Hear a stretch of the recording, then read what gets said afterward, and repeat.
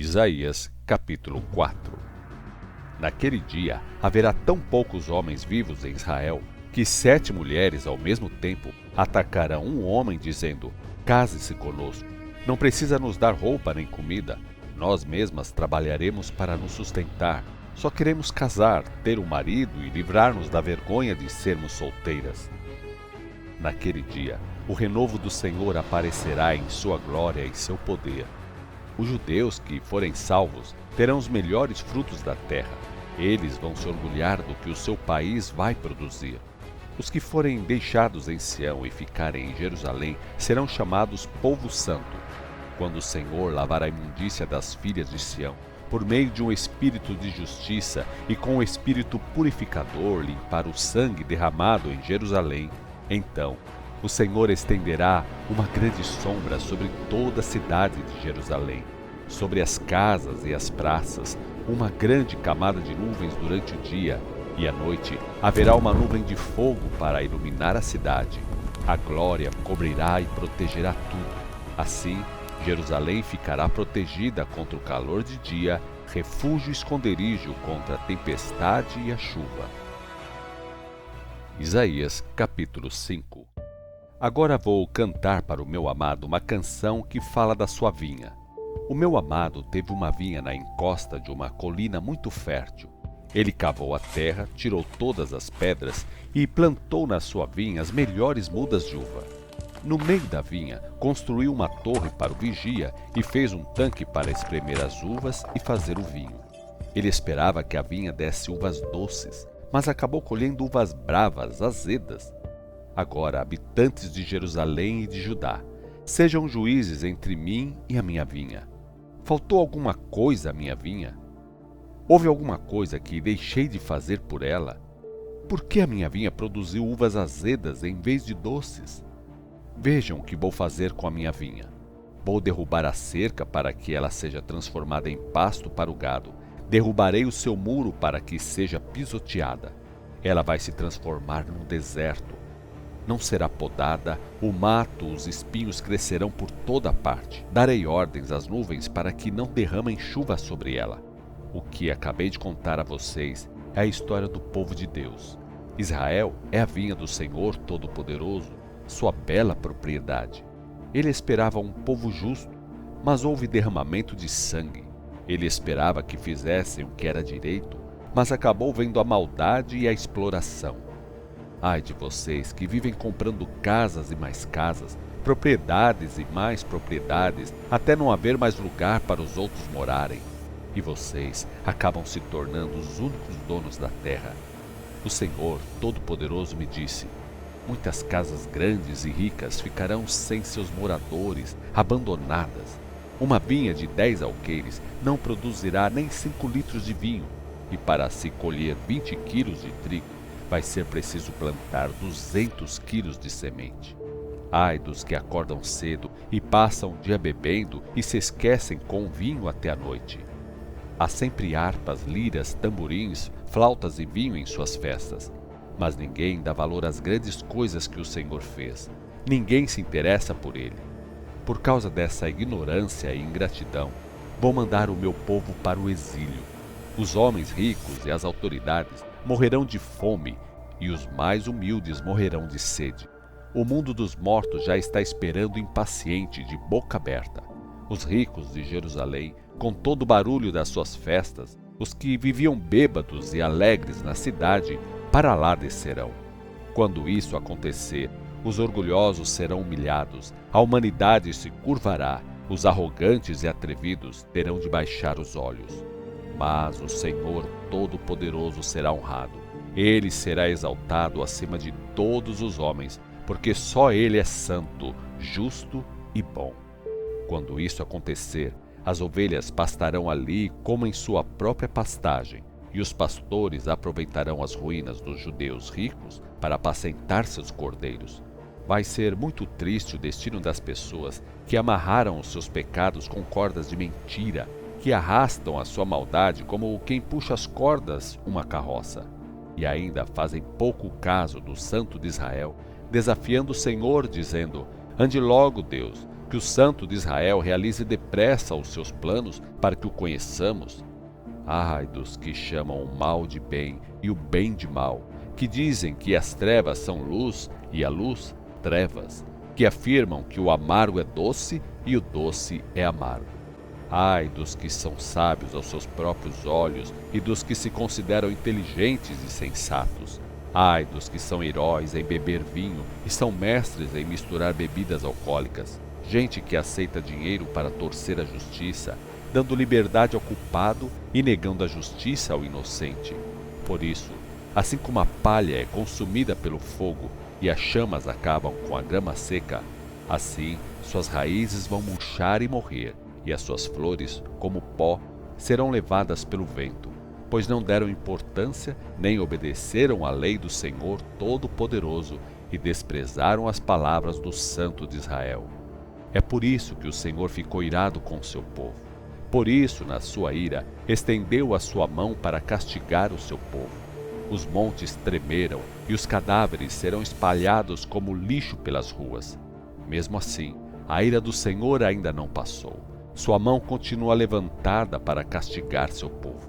Ele levanta uma bandeira para mandar um aviso a uma nação distante e assobia para um povo dos confins da terra, e eles virão bem depressa.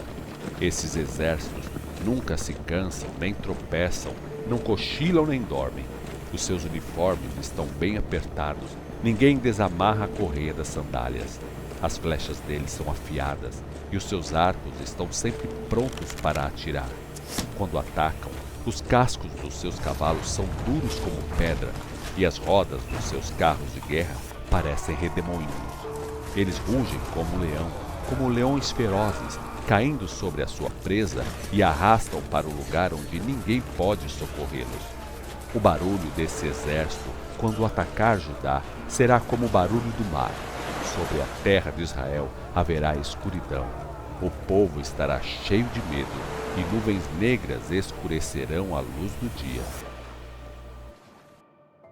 Isaías, capítulo 6. No ano em que o rei Uzias morreu, eu vi o Senhor. Ele estava sentado em um trono alto e majestoso. Todo o templo estava cheio da sua glória. À sua volta voavam poderosos serafins. Cada um deles tinha 6 asas. Com 2 asas cobriam seus rostos, com 2 cobriam os pés e com 2 voavam. Eles diziam em alta voz uns para os outros: Santo, Santo, Santo é o Senhor Todo-Poderoso. Toda a terra está cheia da sua glória. Era tão tremendo o som das suas vozes que chegou a sacudir o templo até os alicerces e ele ficou cheio de fumaça. Então eu disse: chegou a minha hora. Vou morrer porque sou um pecador. Sou um homem com lábios impuros e moro no meio de um povo de lábios impuros. E agora eu vi o Rei, o Senhor Todo-Poderoso. Foi aí que um dos serafins veio voando em minha direção, trazendo uma brasa viva que ele havia tirado do altar como uma tenaz. Com ela, tocou a minha boca e disse: de agora em diante a sua culpa foi tirada, porque esta brasa tocou seus lábios. Os seus pecados foram perdoados. Então ouvi a voz do Senhor dizendo: quem será o mensageiro que eu vou enviar ao meu povo? Quem irá por nós? E eu respondi: eu irei, Senhor, envie-me. E o Senhor me respondeu: sim, você irá, e esta é a mensagem que você levará a este povo. Vocês vão ouvir as minhas palavras muitas vezes, mas não vão entendê-las. Vocês vão ver, mas não entenderão. Torne insensível o coração deste povo, tampe os ouvidos e feche os olhos deles. Assim, eles não verão com os olhos, não ouvirão com os ouvidos, nem compreenderão com o coração, para que não se voltem para mim e sejam curados. E eu perguntei então: Senhor, até quando isso vai durar? E ele respondeu: só depois que as cidades forem destruídas e ficarem em ruínas, sem habitantes, até que as casas fiquem abandonadas e os campos completamente arrasados, até que o Senhor afaste para longe dela os homens e a terra fique completamente destruída e abandonada. Mas, mesmo que fique uma 10ª parte no país, ela também não vai escapar e será destruída. Israel será como um terebinto e um carvalho derrubado que deixam um toco. Esse toco representa a santa semente que voltará a crescer. Isaías capítulo 7. Durante o reinado de Acás, filho de Jotão e neto de Uzias, Jerusalém foi atacada pelos reis Rezim da Síria e Peca, filho de Remalias, de Israel. Apesar do ataque, a cidade não foi conquistada. Mas quando se avisou no palácio real que a Síria estava do lado de Israel na guerra contra Judá, Acás e o povo ficaram agitados, como as árvores da floresta se agitam com o vento. Então o Senhor disse a Isaías: leve o seu filho Sear-Jasub com você e vá encontrar-se com o rei Acás. Você o encontrará perto do fim do aqueduto que leva água para o açude superior, junto ao caminho que acaba no campo do lavandeiro. Diga a ele: fique alerta, acalme-se, não se assuste nem fique desanimado por causa do furor do rei de Rezim, da Síria, e do rei de Peca, de Israel. Eles não passam de restos de lenha soltando fumaça. Porque a Síria, o rei Peca e os israelitas fizeram um plano para atacar você e seu país, dizendo: vamos invadir o reino de Judá, deixar o seu povo com medo. Atacaremos Jerusalém, tomaremos a cidade e nomearemos o filho de Tabeal o novo rei de Judá. Mas o Senhor Deus diz: esse plano irá por água abaixo. Damasco continuará a ser a capital da Síria apenas, e o rei Rezim não ganhará novas terras. Em 65 anos, Efraim já não existirá como nação, será destruído. Apenas Samaria continuará sendo a capital de Efraim, e o rei Peca, filho de Remalias, não ganhará novas terras. Se vocês não tiverem uma fé firme, não poderão resistir. Pouco depois, o Senhor mandou nova mensagem ao rei Acás: Acás, peça ao Senhor o seu Deus um sinal miraculoso. Esse sinal poderá vir das profundezas do mundo dos mortos ou das alturas dos céus. Mas o rei Acás respondeu: não vou pedir nenhum sinal, não vou pôr o Senhor à prova. Então Isaías disse: ouçam, descendentes do rei Davi, já não basta vocês abusarem da minha paciência? Também querem abusar da paciência do meu Deus?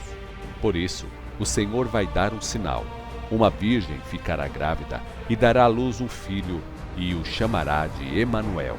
Quando esse menino parar de mamar, ele comerá coalhada e mel até que saiba discernir o que é certo e o que é errado.